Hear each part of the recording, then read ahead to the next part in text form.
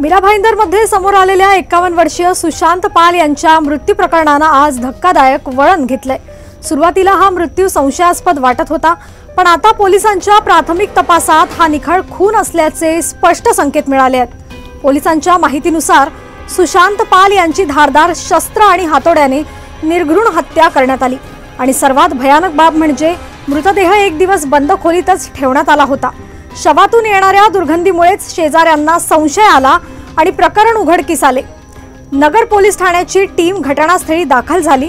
घरातील अस्ताव्यस्त परिस्थिती, मृतदेहाची स्थिती सर्व पाहता हा मृत्यू साधा नसल्याचं दिसत होतं आणि मग सोनल पार्क परिसरातील सीसीटीव्ही फुटेजने संपूर्ण तपासाची दिशा बदलली। फुटेजमध्ये कुटुंबीय मोठ्या प्रमाणात सामान घेऊन घराबाहेर जाताना दिसतात। म्हणून आता प्रश्न असा आहे, हत्या कौटुंबिक वादातून निर्माण झाली का की हत्यानंतर पुरावे नष्ट करण्याचा प्रयत्न करण्यात आला? पोलिसांनी कुटुंबातील सदस्यांची सखोल चौकशी सुरू केली आहे। जबाबांमध्ये विसंगतीही आढळत असल्याची माहिती सूत्रांकडून मिळते। फॉरेन्सिक टीमने महत्त्वाचे नमुने गोळा केले आहेत।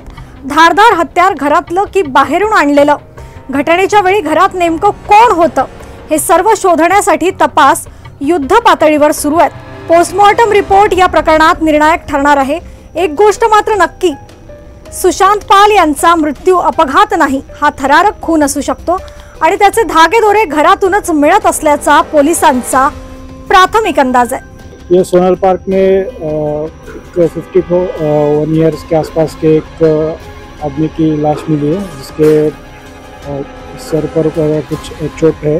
तो पुलिस अभी यहाँ पे पहुंची है, तो आगे की इन्वेस्टिगेशन इसमें शुरू है।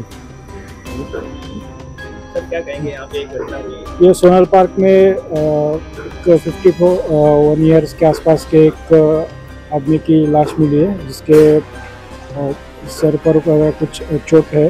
तो पुलिस अभी यहाँ पे पहुंची है, तो आगे की इन्वेस्टिगेशन इसमें शुरू है।